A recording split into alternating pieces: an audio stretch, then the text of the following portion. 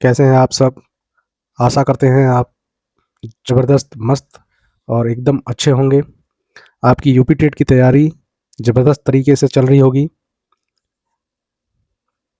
इसी तरह आपकी तैयारी में एक और सहयोग करने के लिए हम यूपी टेट के लिए पर्यावरण अध्ययन पे कक्षा 3 से लेके 5 तक की एससीईआरटी की बुक्स का इम्पोर्टेंट आपकी तैयारी में एक और सहयोग करने के लिए हम यूपी टेट के लिए पर्यावरण अध्ययन पे कक्षा 3 से लेके 5 तक की एससीईआरटी की बुक्स का इम्पोर्टेंट टॉपिक्स के शॉर्ट नोट्स लेकर आ गए हैं।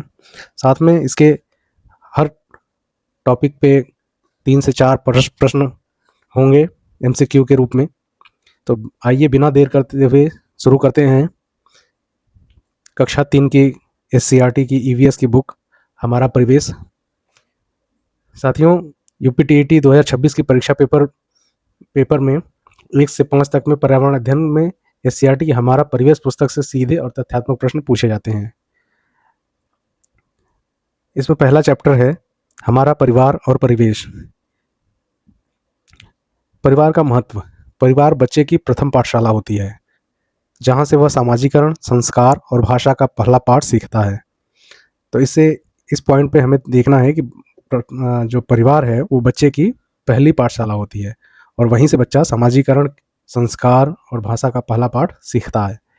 परिवार के प्रकार। एकल परिवार यानी न्यूक्लियर फैमिली, इसमें केवल माता पिता और उनके अविवाहित बच्चे होते हैं। संयुक्त परिवार ज्वाइंट फैमिली, इसमें दादा दादी, माता पिता, चाचा चाची और उनके बच्चे एक साथ रहते हैं, यानी पूरा परिवार एक साथ रहता है। आस पड़ोस, हमारे घर के आस पास रहने वाले लोग हमारा पड़ोस कहलाते हैं। अब यूपीटेट से संबंधित एमसीक्यू देख लेते हैं जो पूछा जाता है। तो पहला प्रश्न है, बच्चे की प्रथम पाठशाला किसे माना जाता है? विद्यालय, समाज, परिवार, खेल का मैदान। तो जैसा कि ऊपर हमने पढ़ा, परिवार बच्चे की प्रथम पाठशाला होती है, यहीं से वह भाषा और संस्कार का पहला पाठ सीखता है। दूसरा प्रश्न है, एकल परिवार का मुख्य स्वरूप क्या है? दादा दादी और बच्चे, माता पिता और उनके बच्चे, केवल पति पत्नी, माता पिता, चाचा और बच्चे। तो इसका आंसर हो जाएगा बी, माता पिता और उनके बच्चे। बालक में सामाजिकरण की प्रक्रिया सबसे पहले कहाँ से शुरू होती है? विद्यालय से, पड़ोसियों से, मित्रों से, परिवार से। तो बालक में सामाजिकरण की प्रक्रिया सबसे पहले परिवार से शुरू होती है। निम्नलिखित में से कौन सा संयुक्त परिवार का एक लाभ है? बच्चों पर कम ध्यान, बुजुर्गों का मार्गदर्शन और सुरक्षा, अकेलापन, संसाधनों का अभाव। इसका उत्तर हो जाएगा बुजुर्गों का मार्गदर्शन और सुरक्षा। अब अगला देखते हैं, 5वां प्रश्न, मनुष्य एक डैश प्राणी है। तो एकांत प्रिय प्राणी है, सामाजिक प्राणी है, जंगली या अमानवीय। तो मनुष्य एक सामाजिक प्राणी है, क्योंकि मनुष्य जन्म लेता है समाज में और समाज के साथ ही अंतःक्रिया करता है। अध्याय दूसरा, परिवेशीय पेड़ पौधे। पौधे के मुख्य भाग जड़, तना, पत्ती, फूल और फल होते हैं। जड़ों का कार्य, यह पौधों को मजबूती से मिट्टी में जकड़े रखती हैं और जमीन से पानी तथा खनिज लवण सोखती हैं। इनका मुख्य काम होता है जड़ों का पानी तथा खनिज लवण सोखना मिट्टी से। पत्तियों रसोई घर भी कहा जाता है पत्तियों को पौधों का। इनका रंग हरा होता है क्लोरोफिल के कारण।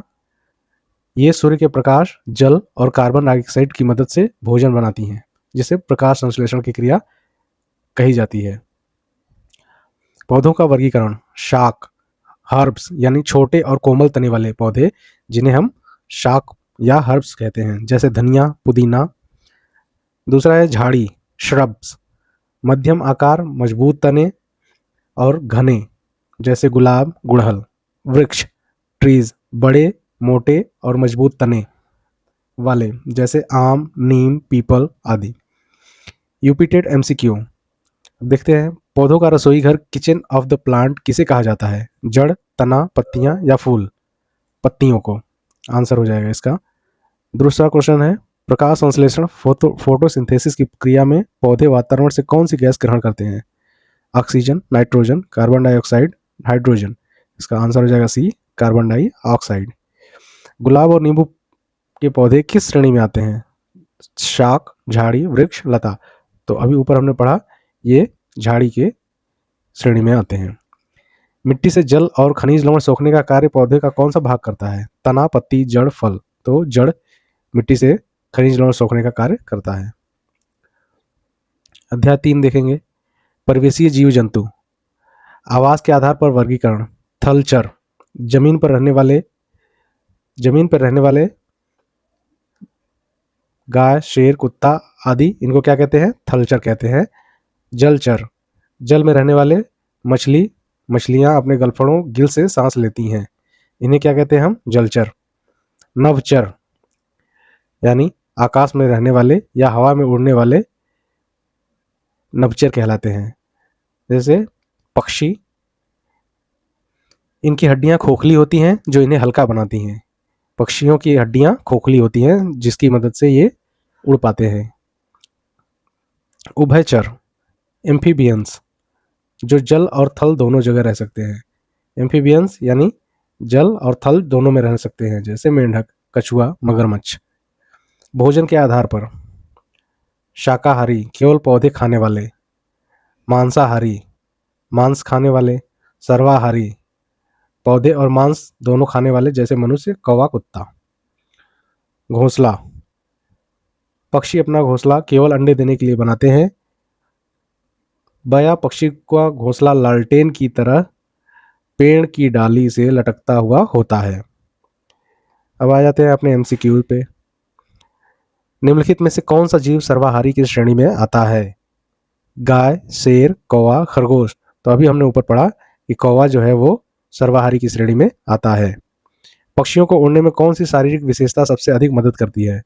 भारी हड्डियां, खोखली हड्डियां, लंबी चोंच, मजबूत पैर। तो ऊपर हमने देखा कि जो पक्षी होते हैं उनकी हड्डियां खोखली होती हैं, जिसकी वजह से उनका वजन काफी कम होता है, जो उन्हें उड़ने में मदद करता है। वह कौन सा पक्षी है जो अपना घोंसला लालटेन की तरह पेड़ की डाली से लटकाकर बनाता है? कौवा, कबूतर, बया, कोयल।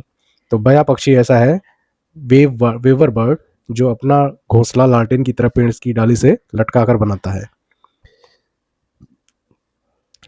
चौथा अध्याय, जल। जल के स्रोत। वर्षा, नदी, तालाब, कुआं और हैंडपंप। वर्षा का जल पृथ्वी पर ताजे और शुद्ध पानी का सबसे मुख्य प्राकृतिक स्रोत है। वर्षा का जल पृथ्वी पर ताजे और शुद्ध पानी का सबसे मुख्य प्राकृतिक स्रोत है। जल की अवस्थाएं। जल की अवस्थाएं देख लेते हैं। जल 3 रूपों में पाया जाता है। कौन कौन से? ठोस, जो कि बर्फ के रूप में। द्रव, जो कि सामान्य पानी। और गैस, जो कि जलवाष्प या भाप के रूप में। जल की विशेषता। जल शुद्ध जल रंगहीन, गंधहीन और स्वादहीन होता है। जल का शोधन। घर पर पानी को पीने योग्य कीटाणु रहित बनाने का सबसे आसान तरीका उसे उबालना है। अब आ जाते हैं अपने क्वेश्चंस पे। पहला क्वेश्चन है, पृथ्वी पर ताजे पानी का सबसे प्रमुख और शुद्ध प्राकृतिक स्रोत कौन सा है? तो ऊपर हमने पढ़ा अभी, वर्षा का जल सबसे शुद्ध और प्राकृतिक स्रोत है। पानी को कीटाणु रहित करने की सबसे सुरक्षित और सरल घरेलू विधि क्या है? सबसे सरल घरेलू विधि क्या है पानी को कीटाणु रहित करने की? छानना, उबालना, फिटकरी मिलाना, नमक मिलाना। तो उबालना सबसे शुद्ध विधि है और सबसे सुरक्षित विधि है घर पे कीटाणु रहित करने के लिए पानी को। जल की कुल कितनी अवस्थाएं होती हैं? जल की कुल 3 अवस्थाएं होती हैं, ठोस, द्रव, गैस। शुद्ध जल की पहचान क्या है? यह मीठा होता है, यह रंगीन होता है, यह रंगहीन, गंधहीन, स्वादहीन होता है, इसमें महक होती है। तो ऊपर अभी हमने देखा कि शुद्ध पानी रंगहीन, गंधहीन और स्वादहीन होता है। अगला चैप्टर देखते हैं, अध्याय 5, यातायात एवं सुरक्षा के नियम। सड़क सुरक्षा के नियम। पैदल चलते समय हमेशा सड़क की बाईं ओर चलना चाहिए। सड़क पार करने के लिए हमेशा जेब्रा क्रॉसिंग का उपयोग करना चाहिए। काली और सफेद पट्टियों का विशेष ध्यान रखना चाहिए। ट्रैफिक लाइट, लाल बत्ती रुके, पीली बत्ती चलने के लिए तैयार हों, हरी बत्ती आगे बढ़ें। यातायात के साधन। वायु मार्ग, हवाई जहाज सबसे तेज, ये ध्यान देने योग्य बात है, सबसे तेज साधन है, जबकि जल मार्ग भारी सामान ढोने के लिए सबसे सस्ता साधन है। जल मार्ग जो है वो भारी सामान ढोने के लिए सबसे सस्ता साधन है। अब अपने क्वेश्चंस पे आते हैं।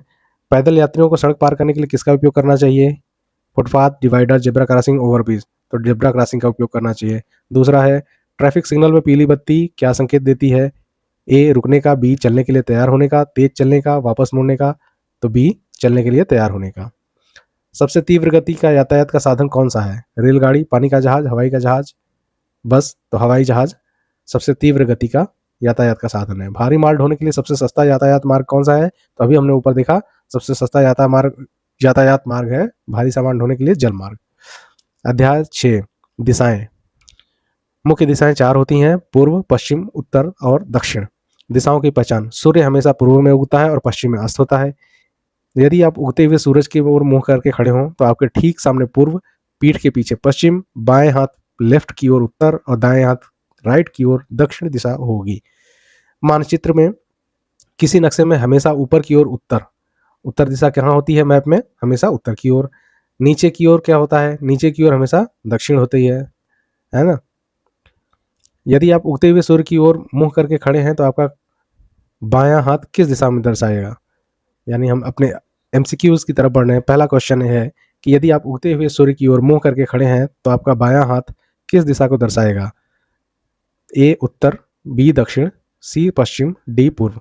तो हमारा बायां हाथ उत्तर दिशा को दर्शाएगा। किसी भी मानचित्र में ऊपर की ओर सामान्यतः कौन सी दिशा दर्शाई जाती है? तो ऊपर की ओर हमेशा मानचित्र में उत्तर दिशा दर्शाई जाती है और नीचे की तरफ दक्षिण दिशा। दिशाओं का सटीक ज्ञान प्राप्त करने के लिए किस यंत्र का उपयोग किया जाता है? थर्मामीटर, बैरोमीटर, दिक्सूचक यंत्र, कंपास या डी सिस्मोग्राफ। तो हम दिशा का ज्ञान करने के लिए दिक्सूचक यंत्र या कंपास का यूज करते हैं। अब आते हैं कक्षा 4 के हमारा परिवेश पुस्तक पे। कक्षा 4 की सीईआरटी की बुक से भी सीधे और तथ्यात्मक प्रश्न पूछे जाते हैं यूपी टेट में। तो हम देखेंगे इसका अध्याय पहला, हमारी पहचान, हमारा परिवार। परिवार में बदलाव के कारण परिवार का आकार हमेशा एक जैसा नहीं रहता। नए बच्चे का जन्म, विवाह, किसी सदस्य का बाहर नौकरी के लिए जाना, स्थानांतरण, ट्रांसफर आदि परिवार में बदलाव लाते हैं। वंशावली, फैमिली ट्री, पीढ़ियों के क्रम को दर्शाने वाला चार्ट जैसे परदादा, दादा, पिता और बच्चे, ये मिलके क्या बनाते हैं? वंशावली। विवाह की कानूनी उम्र। भारत सरकार के मान्यता कानून के अनुसार विवाह के लिए लड़की की न्यूनतम उम्र 18 वर्ष, लड़की की न्यूनतम उम्र 18 वर्ष और लड़के की न्यूनतम आयु 21 वर्ष निर्धारित है। इससे कम उम्र में विवाह करना बाल विवाह अपराध कहलाता है। संबंधित यूपी टेट एमसीक्यूज। पहला क्वेश्चन है, परिवार की वंशावली फैमिली ट्री क्या दर्शाती है? ए परिवार की संपत्ति, बी परिवार का भोजन, सी पीढ़ियों का आपसी संबंध और क्रम, डी परिवार की जाति। तो परिवार की वंशावली क्या दर्शाती है? सी हो जाएगा आपका राइट आंसर, पीढ़ियों का आपसी संबंध और क्रम।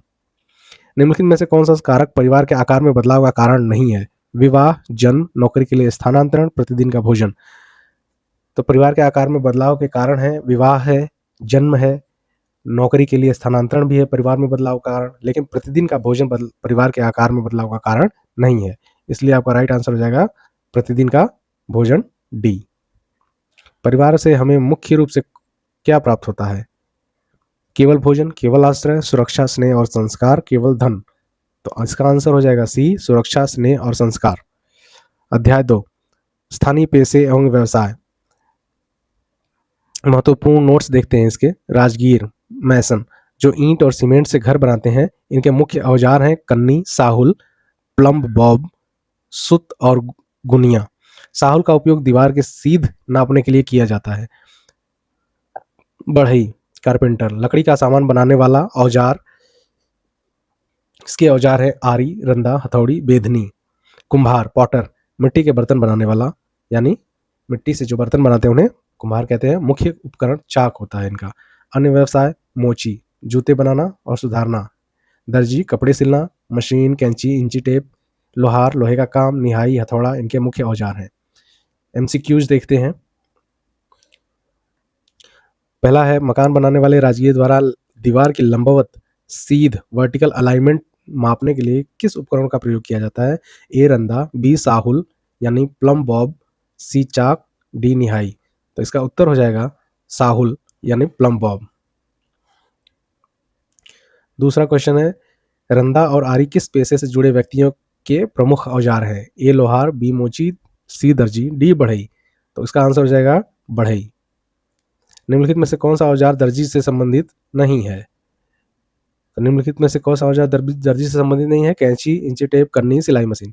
जो कन्नी है वो राजगीर से संबंधित है, दर्जी से संबंधित नहीं है। तो देखते हैं नेक्स्ट अध्याय, हमारा भोजन, स्वास्थ्य और संरक्षण। भोजन के कार्य, ऊर्जा देने वाले कार्बोहाइड्रेट और वसा। गेहूं, चावल और आलू, घी, तेल में हमें भरपूर मात्रा में वसा मिलता है, जिससे हमें शरीर को ऊर्जा मिलती है। शरीर की वृद्धि करने वाले यानी बॉडी बिल्डिंग में हेल्पफुल प्रोटीन हमें कहाँ से मिलती है? दाल, दूध, अंडा, सोयाबीन, इनसे हमें प्रचुर मात्रा में प्रोटीन मिलता है, जो हमारे शरीर की वृद्धि के लिए आवश्यक होता है। रोगों से बचाने वाला विटामिन और खनिज लवण हमारे शरीर को रोगों से बचाते हैं, यानी हमारी इम्यूनिटी बढ़ाते हैं। ये हमें मिलते हैं हरी सब्जियां, फल आदि से हमें विटामिन और खनिज लवण मिलते हैं। भोजन का संरक्षण, फूड प्रिजर्वेशन, भोजन को लंबे समय तक खराब होने से बचाने की प्रक्रिया। पहला है भोजन को हम सुखाकर धूप में सुखाना, जैसे आलू के चिप्स, पापड़, मेथी आदि को हम धूप में सुखाकर लंबे समय तक रख सकते हैं। दूसरा है ठंडा करके, फ्रीजिंग रेफ्रिजरेशन, यानी कम तापमान पर कीटाणु नहीं पनपते, जिसकी वजह से हम खाने को या फूड को ठंडा करके ज़्यादा समय तक प्रिजर्व कर सकते हैं। तीसरा है उबाल कर, दूध को खराब होने से बचाने के लिए उसे हम उबाल देते हैं ताकि वो जल्दी से खराब ना हो। चौथा है नमक, चीनी और तेल द्वारा, जैसे अचार, मुरब्बा और जैम को हम क्या करते हैं? नमक, चीनी या तेल मिलाकर लंबे समय तक प्रिजर्व करके रख सकते हैं।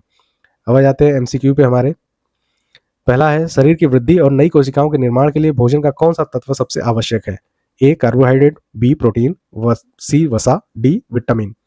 तो शरीर की वृद्धि और नई कोशिकाओं के निर्माण के लिए हमें सबसे ज़्यादा जिसकी ज़रूरत होती है वो है प्रोटीन, क्योंकि प्रोटीन शरीर की वृद्धि के लिए सबसे आवश्यक या सबसे प्रमुख स्रोत है। दूसरा देखते हैं, लंबे समय तक सुरक्षित रखने के लिए अचार में मुख्य रूप से क्या मिलाया जाता है? तो ए केवल पानी, बी नमक और तेल, सी दूध, डी बेकिंग सोडा। तो अचार को लंबे समय तक प्रिजर्व रखने के लिए हम उसमें नमक और तेल मिलाते हैं। निम्नलिखित में से कौन सा ऊर्जा देने वाला खाद्य पदार्थ है? ए आलू, बी नींबू, सी पालक, डी टमाटर। तो इसका हो जाएगा आलू इसमें, क्योंकि आलू में कार्बोहाइड्रेट होता है और कार्बोहाइड्रेट शरीर को ज़्यादा ऊर्जा प्रदान करता है। नेक्स्ट रेफ्रिजरेटर, फ्रिज में भोजन जल्दी खराब क्यों नहीं होता है? इसके ऑप्शंस हैं, क्योंकि उसमें अंधेरा होता है, बी कम तापमान के कारण कीटाणु जीवाणु निष्क्रिय हो जाते हैं, सी उसमें हवा नहीं होती, डी बर्फ भोजन को सोख लेती है। इसका आंसर हो जाएगा बी, कम तापमान के कारण कीटाणु जीवाणु निष्क्रिय हो जाते हैं। अब देखते हैं अगला, हरी पत्तेदार सब्जियों और फलों में हमें मुख्य रूप से क्या प्राप्त होता है? ए वसा, बी विटामिन और खनिज, सी भारी मात्रा में कार्बोहाइड्रेट, डी ऊपर के सभी। तो जैसा कि हमने ऊपर पढ़ा, सबसे ज़्यादा हमें फलों और सब्जियों में विटामिन और खनिज लवण प्राप्त होता है, जो कि हमारी इम्यूनिटी डेवलपमेंट में हेल्प करता है। अध्याय 4, जीव जंतुओं और पौधों में अनुकूलन, एडाप्टेशन। अनुकूलन का अर्थ, किसी जीव को अपने वातावरण में जीवित रहने के लिए अपने शरीर में बदलाव करना। किसी भी जीव का अपने शरीर में वातावरण के अनुसार बदलाव करना या वातावरण के अनुसार ढल जाना अनुकूलन कहलाता है, ताकि वो जिंदा रह सके। मरुस्थलीय अनुकूलन, डेजर्ट, ऊंट, इनके पैर गद्देदार होते हैं, ऊंटों के पैर गद्देदार होते हैं जो रेत में धंसते नहीं हैं। यह अपने कुबड़ हम्प में वसा फैट जमा कर लेता है, कुबड़ में फैट जमा कर लेता है, जिससे यह कई दिनों तक बिना खाए पिए रह सकता है। कई दिनों तक क्या कर सकता है? बिना खाए पिए रह सकता है। कैक्टस या नागफनी, पानी के नुकसान वाष्पोत्सर्जन को रोकने के लिए इनकी पत्तियां कांटों में बदल जाती हैं। इनका तना हरा और गद्देदार होकर भोजन बनाता है। इनकी पत्तियां क्या करती हैं? कांटों में बदल जाती हैं। इनका तना हरा और गद्देदार होकर भोजन बनाता है। जलीय अनुकूलन, एक्वेटिक मछलियों का शरीर धारा रेखित स्ट्रीमलाइंड होता है। ये ध्यान देने योग्य बात है कि मछलियों का शरीर क्या होता है? स्ट्रीमलाइंड यानी धारा रेखित होता है, जो इन्हें तैरने में मदद करता है। दूसरा है वायवीय अनुकूलन, एरियल एडेप्टेशन। पक्षियों की हड्डियां खोखली और हल्की होती हैं। पक्षियों की हड्डियां खोखली और हल्की होती हैं जो उन्हें उड़ने में मदद करती है। अब आ जाते हैं अपने एमसीक्यू पे। पहला है, रेगिस्तानी पौधों जैसे कैक्टस में पत्तियां कांटों के रूप में क्यों बदल जाती हैं? ए, जानवर से बचने के लिए, बी, सुंदर दिखने के लिए, सी, पानी की कमी वाष्पोत्सर्जन को रोकने के लिए, डी, ऑक्सीजन लेने के लिए। इसका सही आंसर हो जाएगा पानी की कमी वाष्पोत्सर्जन को रोकने के लिए। दूसरा है, ऊंट के शरीर का कौन सा अंग उसे भोजन न मिलने पर ऊर्जा प्रदान करने के लिए वसा जमा करता है? ए, पेट, बी, गर्दन, सी, कुबड़ यानी हम्प, डी, खुर। तो इसका आंसर हो जाएगा कुबड़ यानी हम्प। वो अपने कुबड़ में वसा जमा कर लेते हैं और कई दिनों तक बिना खाए पिए रह सकते हैं। नेक्स्ट है, जल में तैरने के लिए मछली का शरीर किस आकार का होता है? ऑप्शंस हैं गोलाकार, धारा रेखित, नाव के आकार का, चौकोर या त्रिभुजाकार। तो इसका सही जवाब हो जाएगा धारा रेखित, जो इन्हें तैरने में मदद करता है। नेक्स्ट क्वेश्चन है, मेंढक के पैरों की उंगलियों के बीच की झिल्ली उसे किस काम में मदद करती है? ए, पेड़ पर चढ़ने में, बी, छलांग लगाने में, सी, पानी में तैरने में, डी, शिकार पकड़ने में। तो इसका सही जवाब हो जाएगा पानी में तैरने में। मेंढक के पैरों में आप देखेंगे तो एक झिल्ली जैसी बनी होती है आकृति, जो उन्हें पानी में तैरने में मदद करती है। नेक्स्ट चैप्टर देखेंगे अपना, वाष्पन एवं संघनन, इवेपोरेशन एंड कंडेंसेशन। वाष्पन, इवेपोरेशन, जल का गर्म होकर वाष्प भाप में बदलना। वाष्पन की क्रिया गर्मी के मौसम में तेज हवा में और फैलाव क्षेत्रफल अधिक होने पर तेज होती है, जैसे कपड़े फैलाकर सुखाना। इवेपोरेशन क्या होता है? जब जल गर्म होकर भाप के रूप में बदलकर ऊपर उठ जाता है तो वो प्रक्रिया वाष्पन कहलाती है। और वाष्पन की क्रिया गर्मी के मौसम में बहुत तेज होती है, तेज हवा में भी तेज होती है, और अधिक एरिया है तो उसमें भी वाष्पन की क्रिया तेजी से होती है। जैसे कपड़े हम मोड़ के सुखाएं तो वो सूखने में टाइम लगता है, लेकिन जैसे ही हम कपड़े को फैलाकर सुखाते हैं तो वो जल्दी सूख जाता है। संघनन, कंडेंसेशन, जल वाष्प का ठंडा होकर फिर से पानी की बूंदों में बदलना क्या कहलाता है? कंडेंसेशन, यानी जलवाष्प या भाप का ठंडा होकर फिर से पानी की बूंदों में बदलना। हम देखते हैं सर्दियों में मुंह से भाप निकलना या ठंडे पानी के गिलास के बाहर पानी की बूंदें आना संघनन का उदाहरण है। नेक्स्ट है, जल चक्र। सूर्य की गर्मी से समुद्र, नदियों का पानी वाष्प बनता है, ऊपर जाकर ठंडा होकर बादल बनता है, ये संघनन है। बारिश के रूप में धरती पर गिरता है, ये फिर से पानी के रूप में हो जाता है। तो जल चक्र होता है कि सूर्य की गर्मी से पहले नदियों या समुद्र का पानी वाष्प बन के ऊपर उड़ जाता है, फिर वो ठंडा होकर संघनित हो जाता है, बूंदों में बदल जाता है, और वो फिर बारिश में के रूप में धरती पे गिर जाता है। क्वेश्चंस देखेंगे अपने। पहला है, गीले कपड़े का सूखना किस वैज्ञानिक प्रक्रिया का उदाहरण है? तो ए, संघनन, बी, वाष्पन, सी, अवसादन, डी, पिघलना। तो गीले कपड़े का सूखना क्या है, कौन सी प्रक्रिया है? इवेपोरेशन यानी वाष्पन। दूसरा क्वेश्चन है, जल वाष्प भाप का ठंडा होकर दोबारा जल की बूंदों में बदलने की क्रिया को क्या कहते हैं? ए, वाष्पन, बी, ऊर्ध्वपातन, सी, संघनन, डी, हिमीकरण।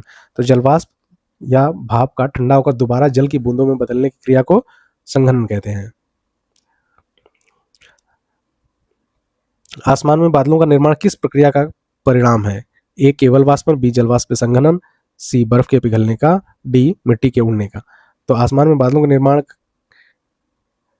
जल वाष्प के संघनन के कारण होता है। वाष्पन की दर सबसे अधिक कब होती है? ए, ठंडी और शांत हवा में, बी, गर्म और तेज हवा में, सी, बंद कमरे में, डी, बारिश के समय। तो अभी अपने ऊपर पढ़ा कि वाष्पन की दर सबसे अधिक गर्म और तेज हवा में सबसे ज़्यादा होती है, और या क्षेत्रफल ज़्यादा हो उसमें ज़्यादा होती है। ठीक है, आगे देखते हैं। पांचवा क्वेश्चन, फ्रिज से निकलने वाले ठंडे पानी के गिलास के बाहर पानी की बूंदें क्यों जमा हो जाती हैं? ए, गिलास के अंदर का पानी रिसकर बाहर आता है, बी, हवा में मौजूद जलवाष्प ठंडे गिलास से टकराकर संघनित हो जाते हैं वाष्पन के कारण, या डी, बर्फ पिघलने के कारण। तो इसका उत्तर हो जाएगा बी, हवा में मौजूद जलवाष्प ठंडे गिलास से टकराकर संघनित हो जाते हैं। अध्याय 6, हमारा प्रदेश उत्तर प्रदेश, यूपी स्पेशल। महत्वपूर्ण नोट्स। भौगोलिक स्थिति, उत्तर प्रदेश की भौगोलिक स्थिति के बारे में हम देखते हैं। तो उत्तर प्रदेश की राजधानी लखनऊ है, जो गोमती नदी के किनारे स्थित है। प्रदेश में गंगा, यमुना, गोमती, सरयू आदि प्रमुख नदियां बहती हैं। गंगा और यमुना का संगम प्रयागराज में होता है। प्रमुख फसलें गेहूं, धान, गन्ना प्रमुख नकदी फसल है। आलू, ये उत्तर प्रदेश की प्रमुख फसलें हैं। प्रमुख नगर और उनके प्रसिद्ध उद्योग। यहाँ से यूपी टेट में मिलान वाले प्रश्न अक्सर पूछे जाते हैं। तो हम देखेंगे कानपुर और आगरा। कानपुर और आगरा किस लिए फेमस है? चमड़ा उद्योग के लिए, क्योंकि यहाँ चमड़े का उद्योग सबसे ज़्यादा है कानपुर और आगरा में। मुरादाबाद, मुरादाबाद को क्या कहते हैं? पीतल के बर्तनों के लिए पीतल नगरी कहा जाता है। पीतल के बर्तनों का निर्माण मुरादाबाद जिले में होता है। ताले अलीगढ़ में बनते हैं। ये अलीगढ़ प्रसिद्ध है तालों के लिए। भदोही और मिर्जापुर में कालीन उद्योग प्रसिद्ध है। फिरोजाबाद कांच की चूड़ियों के लिए, और इसे सुहाग नगरी भी कहा जाता है फिरोजाबाद को। वाराणसी, बनारस रेशमी साड़ियों और लकड़ी के खिलौनों के लिए। बनारस किस लिए फेमस है? रेशमी साड़ियों और लकड़ी के खिलौनों के लिए प्रसिद्ध है। अब आ जाते हैं अपने प्रश्नों पे। पहला प्रश्न है, उत्तर प्रदेश का कौन सा शहर कांच की चूड़ियों के लिए विश्व प्रसिद्ध है? ए अलीगढ़, बी मुरादाबाद, सी फिरोजाबाद, डी कानपुर। तो कांच की चूड़ियों के लिए उत्तर प्रदेश का फिरोजाबाद विश्व में प्रसिद्ध है, जिसे सुहाग नगरी भी कहा जाता है। दूसरा क्वेश्चन देखते हैं, उत्तर प्रदेश की सबसे प्रमुख नकदी फसल कौन सी है? ए गेहूं, बी धान, सी गन्ना, डी सरसों। तो अभी हमने ऊपर देखा कि उत्तर प्रदेश की गन्ना फसल सबसे प्रमुख नकदी फसल है। नेक्स्ट क्वेश्चन देखते हैं, पीतल नगरी के नाम से उत्तर प्रदेश का कौन सा जिला प्रसिद्ध है? ए वाराणसी, बी मुरादाबाद, सी मेरठ, डी बरेली। तो उत्तर प्रदेश का मुरादाबाद जिला पीतल नगरी के नाम से प्रसिद्ध है। यहाँ पीतल के बर्तन बनाए जाते हैं। अगला देखते हैं, निम्नलिखित में कौन सा मिलान सही नहीं है? अलीगढ़ ताले के लिए फेमस है, कानपुर चमड़ा उद्योग, भदोही कालीन, आगरा कांच की चूड़ियाँ। तो हमारा राइट आंसर हो जाएगा आगरा कांच की चूड़ियाँ। आगरा चमड़े के लिए प्रसिद्ध है, ना कि कांच की चूड़ियाँ। कांच की चूड़ियों के लिए फिरोजाबाद प्रसिद्ध है, जिसे सुहाग नगरी भी कहा जाता है। अब आ जाते हैं कक्षा 5 पे, हमारा परिवेश। कक्षा 5 की भी हमारा पर्यावरण की पुस्तक से यूपी टेट में 70 से 80% सीधे और तथ्यात्मक प्रश्न पूछे जाते हैं। इसके भी इंपॉर्टेंट चैप्टर्स को हम ध्यान में रखते हुए एमसीक्यूज भी करेंगे। अध्याय 1 व 2 परिवार, बदलाव और प्रेरणा, जेनेटिक्स एंड स्पेशली एबल्ड। महत्वपूर्ण नोट्स देख लेते हैं। अनुवांशिकता, हेरिडिटी। बच्चों में माता पिता या दादा दादी के गुणों जैसे आंखों का रंग, बालों का प्रकार का आना, ये हेरिडिटी कहलाता है, अनुवांशिकता कहलाती है। यानी बच्चों में कुछ गुण उनके माता पिता या दादा दादी या नाना नानी से आते हैं। ग्रेगर जॉन मेंडल को अनुवांशिकी का जनक कहा जाता है, फादर ऑफ जेनेटिक्स कहा जाता है। इन्होंने मटर के पौधे पर अपना प्रयोग किया था। ग्रेगर जॉन मेंडल ने किस पे प्रयोग किया था? मटर के पौधे पे। लुई ब्रेल, दृष्टिबाधित अंधे लोगों को पढ़ने के लिए ब्रेल लिपि का विकास किया। ब्रेल लिपि का विकास किसने किया? Louis Braille. यह लिपि 6 उभरे हुए बिंदुओं यानी 6 उभरे हुए डॉट्स पर आधारित होती है, जिसे छूकर पढ़ा जाता है। ब्रेल लिपि को कैसे पढ़ा जाता है? छूकर। हेलन केलर, यह देख और सुन नहीं सकती थी, फिर भी ब्रेल लिपि के माध्यम से इन्होंने अपनी पढ़ाई पूरी की और एक महान लेखिका बनी। कौन? Helen Keller. यह आपको नाम याद रखना है। अब अपने एमसीक्यूज पे आ जाते हैं। पहला है, ब्रेल लिपि यानी ब्रेल स्क्रिप्ट कितने बिंदुओं पर आधारित होती है? तो ब्रेल स्क्रिप्ट 6 बिंदुओं पर आधारित होती है। अनुवांशिकता, जेनेटिक्स के नियम की खोज किसने की? A Charles Darwin, B Gregor John Mendel, C Louis Pasteur, D Hargobind Khorana. तो जेनेटिक्स की खोज, नियम की खोज किसने की? Gregor John Mendel. और इन्होंने किस पे अपना शोध किया? मटर के दाने पे।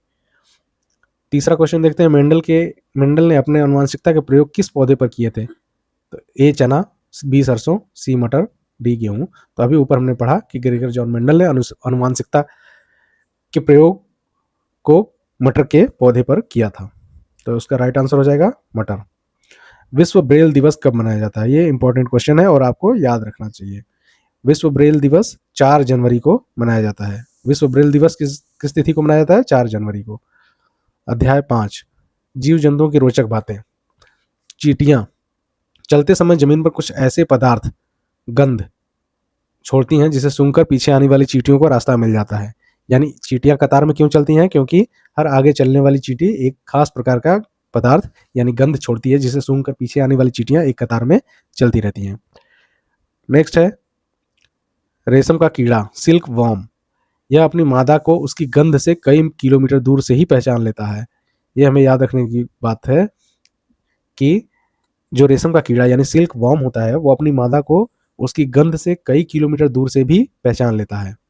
पक्षी, पक्षियों की आंखों की पुतली घूम नहीं सकती। आंखों की पुतली क्या है? पक्षियों की घूम नहीं सकती, इसलिए आसपास देखने के लिए उन्हें अपनी पूरी गर्दन घुमानी पड़ती है, जैसे उल्लू, मैना। बाघ, बाघ की मूछें हवा में हुए कंपन को भांप लेती हैं। बाघ की मूछें क्या करती हैं? हवा में हुए कंपन को भांप लेती हैं, जिससे उसे अंधेरे में शिकार ढूंढने में मदद मिलती है।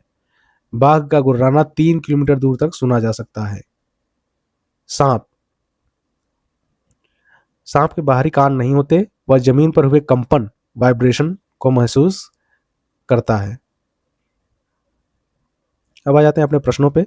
पहला प्रश्न है, वह कौन सा कीट है जो अपनी मादा को उसकी गंध से कई किलोमीटर दूर से पहचान लेता है? तो अभी हमने ऊपर पढ़ा, इसका सही आंसर है रेशम का कीड़ा यानी सिल्क वर्म, जो अपनी मादा को कई किलोमीटर दूर से भी उसकी गंध से पहचान लेता है। दूसरा क्वेश्चन है, ज्यादातर पक्षी अपनी गर्दन बहुत अधिक घुमाते हैं, इसका मुख्य कारण क्या है?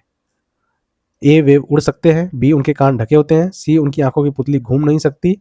डी, वे बहुत छोटे होते हैं। तो ज्यादातर पक्षी अपनी गर्दन बहुत अधिक घुमाते हैं क्योंकि उनकी आंखों की पुतलियां घूम नहीं सकती। तो इसका राइट आंसर हो जाएगा सी, उनकी आंखों की पुतली घूम नहीं सकती। चौथा क्वेश्चन है, तीसरा क्वेश्चन है, सांप ध्वनि आवाज को कैसे ग्रहण करते हैं? अपने कानों से, त्वचा से, जमीन के कंपन से, अपनी जीभ से। तो सांप जमीन के कंपन से ध्वनि को ग्रहण करते हैं। चींटियां एक सीधी लाइन में कैसे चलती हैं? ए, देखकर। बी, गंध के द्वारा। सी, आवाज सुनकर। डी, हवा के माध्यम से।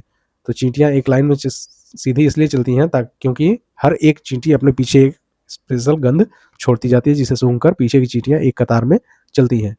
पांचवा प्रश्न है, किस जानवर की मूछें उसे अंधेरे में शिकार को पकड़ने और रास्ता खोजने में मदद करती हैं? तो ए, कुत्ता। बी, बिल्ली। सी, बाघ। डी, भालू। तो इसका सही जवाब हो जाएगा बाघ। बाघ की मूछें उसे अंधेरे में शिकार खोजने में मदद करती हैं। अध्याय 6, वन्य जीवों का संरक्षण, वाइल्ड लाइफ कंजर्वेशन। ये एक इंपॉर्टेंट चैप्टर है क्योंकि इसमें से तथ्यात्मक प्रश्न अक्सर हाँ या पीछे भी यूपी टेट में बहुतायत में पूछे गए हैं। महत्वपूर्ण नोट्स देख लेते हैं इसके। विलुप्त जीव, एक्सटिंक्ट, जो अब धरती पर नहीं है, जैसे डायनासोर, डोडो पक्षी। एक्सटिंक्ट प्रजाति वो होती है जो कि बहुत साल पहले धरती पर थे लेकिन अब नहीं है, धीरे धीरे वो खत्म हो गए हैं। संकटग्रस्त जीव, इंडेंजर्ड, जिनकी संख्या बहुत कम बची है, इंडेंजर्ड कैटेगरी में रखा जाता है या वो खत्म होने की कगार पे ही है, जैसे बाघ, गौरैया, गिद्ध। गिद्धों के मरने का मुख्य कारण पशुओं को दी जाने वाली दर्द निवारक दवा डाइक्लोफेनिक है, जिसे भारत सरकार ने बैन कर दिया है क्योंकि इससे गिद्धों की मृत्यु में इजाफा हो गया था। नेक्स्ट है रेड डाटा बुक, इसमें सभी संकटग्रस्त प्रजातियों का रिकॉर्ड रखा जाता है। रेड डाटा बुक में सभी संकटग्रस्त यानी इंडेंजर्ड प्रजातियों का रिकॉर्ड रखा जाता है।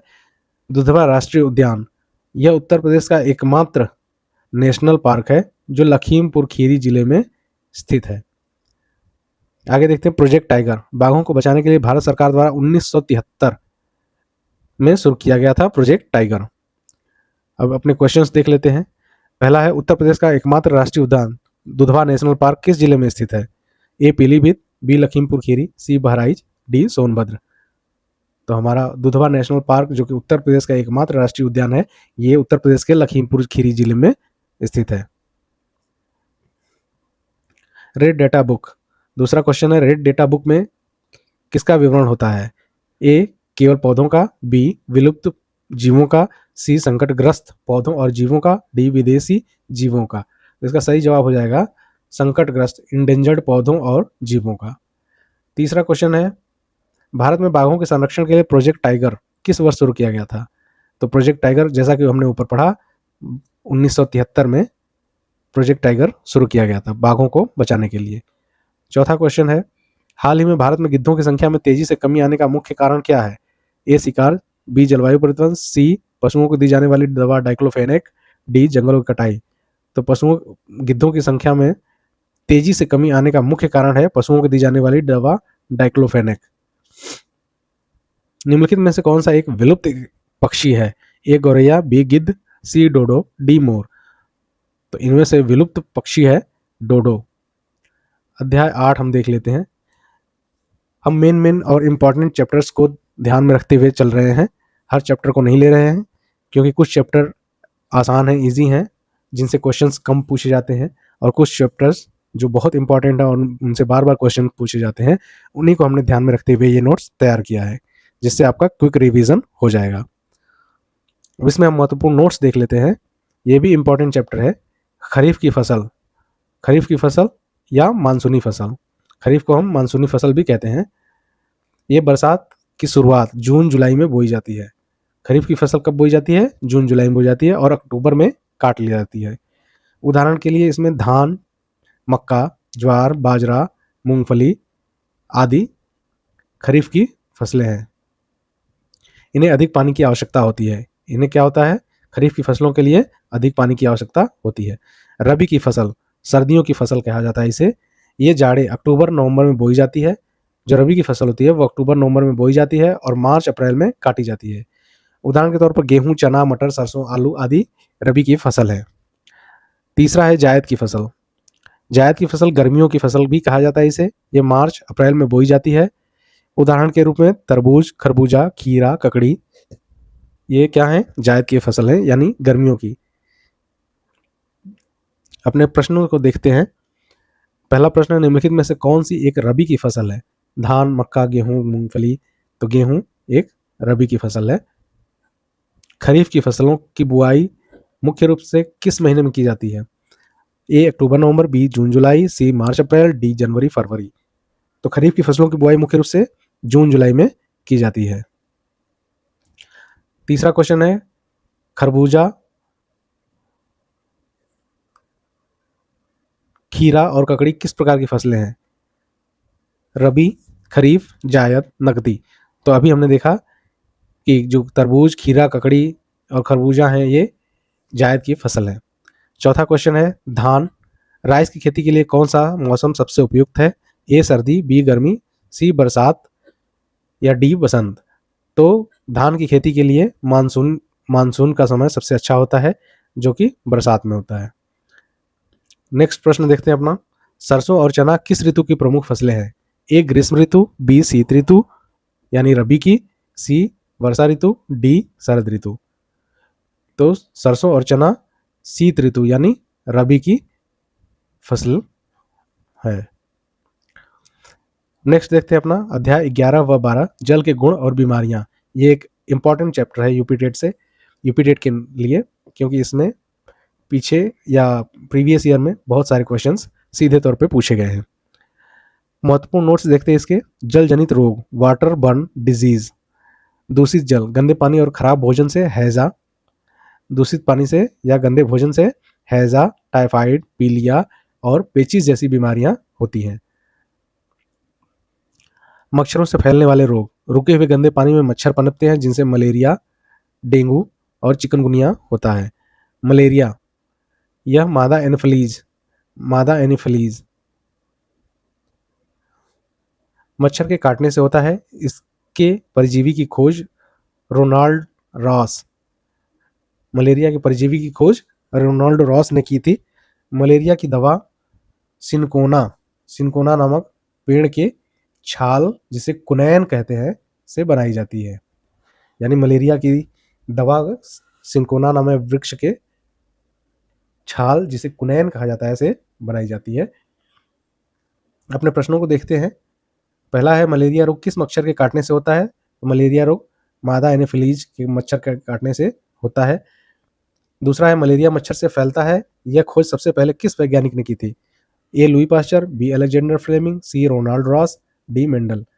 तो रोनाल्ड रॉस ने सबसे पहले खोज की थी कि मलेरिया मच्छर से फैलता है। तीसरा क्वेश्चन है, मलेरिया के उपचार के लिए कुनैन नामक दवा किस पेड़ की छाल से प्राप्त की जाती है? ए नीम, बी यूकेलिप्टस, सी सिनकोना, डी बरगद। तो मलेरिया के लिए उपचार के लिए कुनैन नामक दवा सिनकोना नामक वृक्ष की छाल से प्राप्त होती है। धन्यवाद। आप आशा करते हैं आपको इससे बहुत लाभ होगा। आप इसे क्विक रिवीजन के तौर पर देखें और इसके हम इम्पॉर्टेंट क्वेश्चंस को करें। हम आगे इसका एक और वीडियो लेके आएंगे जिसमें कक्षा 6, 7 और 8 के पर्यावरण के प्रमुख अध्याय और नोट्स और उससे संबंधित क्वेश्चंस MCQs होंगे। धन्यवाद। जय हिंद।